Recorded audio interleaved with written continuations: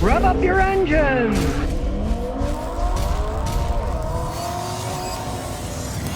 Well, I gotta say, I like Warren Buffett. He's old, but at least he seems relatively honest. Warren Buffett said, and I quote, "No one in the U.S. would have to pay a dime in taxes if everybody were like his Berkshire Hathaway fund, where he pays a lot of taxes every year." He said, "If 800 other companies matched Berkshire's federal tax payments, no other person in the United States would have to pay a dime of federal taxes, no income taxes, no Social Security taxes, no estate tax." Okay, in 2023, they paid $5 billion in federal taxes.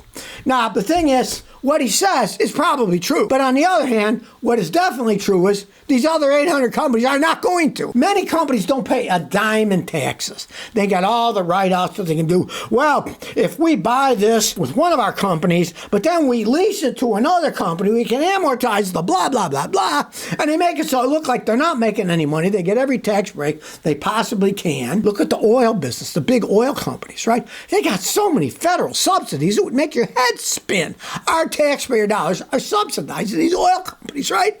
Not only are they not paying taxes, but our tax dollars are subsidizing these people. Sad but true, these companies are not going to start paying taxes, you know? They'll give you some lie about, oh yes, we actually pay taxes. Look, they don't, but they'll give you some figures about something to make it look like they're paying taxes. A lot of them don't pay any taxes at all. They got all kinds of places they can hide money in other companies overseas. I mean, look, there's a ton of American companies. Then they'll move their headquarters to Ireland, or then they'll move it to the Bahamas, you know, someplace where the tax levels are real low. But then they'll make it look like they're paying taxes somewhere, but they actually aren't. And these people, they got legions of lawyers, so you know they're never going to pay any taxes. So Warren, nice idea, and I hope that you actually do pay $5 billion in taxes with all the money that you have, right? But these other guys, let's face it, Warren, they're not going to follow you. And you're getting so old, they're probably going to wish you would conk out soon so you'd stop saying such things, because they still don't want to pay any taxes, and they probably never will. An EV battery recycling company started a big fire the other day in Fredericktown, Missouri. Now they're supposed to be recycling these EV batteries, right? Don't want to pollute the atmosphere in the world. Recycle the batteries. Well, now they're burning down as recycling. It was called critical mineral recovery. Now realize recycling these batteries is not easy. There's all kinds of crap all stuck together. They got to take them apart. A lot of people complain that the process itself is highly polluting. Pollutes water, pollutes air. Well, in this case, it's really polluting because it started the factory on fire. And it's so bad, they had to evacuate residents of the area because there was so much smoke. When lithium burns, it burns at 3,632 degrees Fahrenheit. That is hot. Of course, that's the problem. Once they ignite, there's all kinds of problems. So here's the recycling plant that's supposed to be saving it, and now it's burning down. They got a lot of problems with these things. It's kind of obvious, you know? They're trying to cover it up, act like it's going to save it, but it's not going to save the planet. It's just some scam that these stupid politicians have fallen for. They're taking our taxpayer dollars and they're throwing it into these companies that don't know what they're doing, and then wham. It's not exactly what I call environmentally friendly. Here's another electric car news I can't help but laugh at. Hyundai has revealed its newest hydrogen-powered vehicle, the Initium. And not only is it going to have hydrogen fuel cells, but it's going to have a backup battery that you can recharge for extra range, blah, blah, blah, blah, right? And you start thinking, you know, this hydrogen stuff, geez, the Shell shut their stations down in California. A bunch of these companies that were going to make green hydrogen have gone out of business. What's up? Well, what's up is this is just fantasy with Hyundai. Is it a real vehicle? No, of course it isn't. The hydrogen-powered Initium, a concept SUV. Okay, it's just a concept. Hey, I got a concept. I want a flying car that gets 400 miles a gallon and can run on water vapor, right?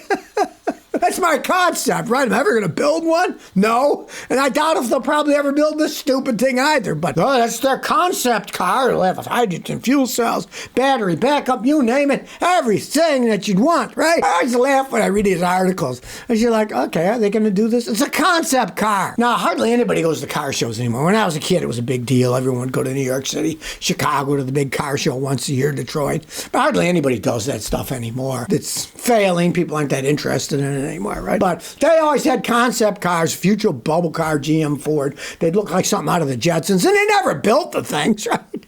But there they were, the concept cars. So here's a concept that, hey, let's hope it just stays as a concept, and they don't actually build the stupid thing, because I doubt if anybody's going to buy it if they do. Well, here's why I shouldn't believe what you see on TV. I know that because for years I was a car talk guy for CBS in Houston, Texas, right?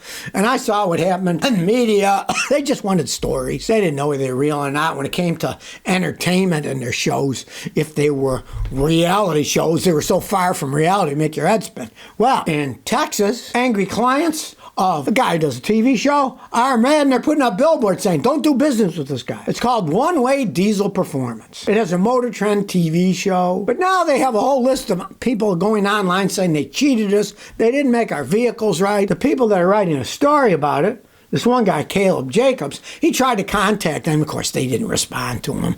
They don't want to respond about what's going on. Right? This is the thing. The stuff you see on TV, most of it is fake. Just like those Orange County chopper things, people who actually bought their motorcycles, a lot of them said they were really positive crap. All these guys were doing was getting engines somebody else built and just bolting them in motorcycles. They weren't actually building the engines themselves. Most of that stuff is all smoke and mirrors. It's don't believe what you see. That isn't what's really happening.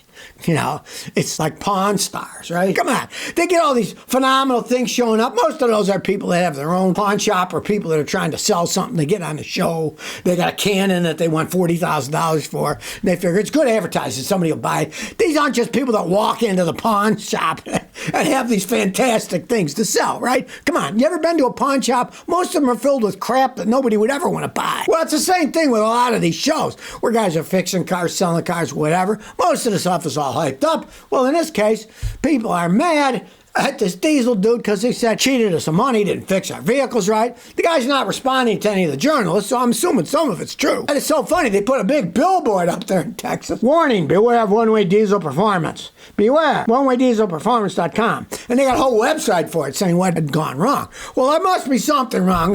Who's going to pay for a billboard for nothing and then get on the internet and start complaining what these guys have done? So, you know, who knows who's in the right, who's in the wrong. But when you get that kind of complaints, that people are putting up billboards, somebody's really pissed. And they're pissed probably because they didn't do a good job doing it. And the fact that they won't respond to media guys that are asking what your side of the story tells you there's some dirty business going on.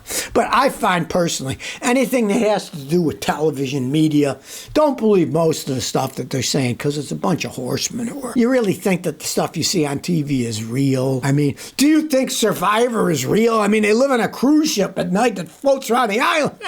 If you're dumb enough to think that kind of stuff's real, hey, maybe you should go to this guy, give him a few $100,000 to fix up your diesel truck and hope he does a good job.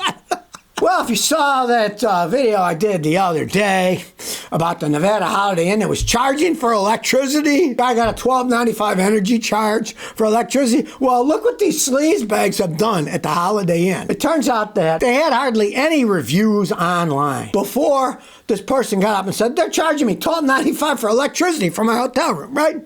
But get this, it appears that this Holiday Inn hadn't had a review in a couple of months before it was called out over their energy fee and a 3% credit card fee. Then all of a sudden, they got a rash of perfect reviews saying how great they were. This is why I warn people, do not go by online reviews. Period. Do not go by online reviews. I knew a guy in Houston, Texas, and one time his repair shop won the best repair shop in Houston by this newspaper, right? Well, how did he win it? When his mechanics weren't busy, he had them on computers typing great reviews pretending to be other people. And one of the reviews, when you see something like this, come on, you know it's fake. One of the reviews was, a guy claimed, I was from out of town. I went to Charlie's shop and, hey, not only did he fix my car, but it took over a day, so he let me stay at his house and his wife made us dinner, blah, blah, blah. Who believes this horse manure? You're going to lay it on that thick, baby. You're asking for it. But most people, you know, they'll put fake reviews on, or if you're looking at Amazon and it says verified purchase, or one of those deals where they got something for free in return for a review. I guess Vine Review does that, right? Don't won't believe a word those things say, unless they say something bad, in which case they're probably true. But you got to be real careful about what you see online, because people are just out there trying to make it look like they're great when they aren't. It's kind of obvious. They were putting these great reviews in that. They didn't have a review for a long time, weeks or months. All of a sudden they get all these great reviews. Obviously they're faking the whole thing because they got caught with their finger in the pie, charging $13 electric fee for you staying in a hotel room. So if you never want to miss another one of my new car repair videos, remember to ring that bell.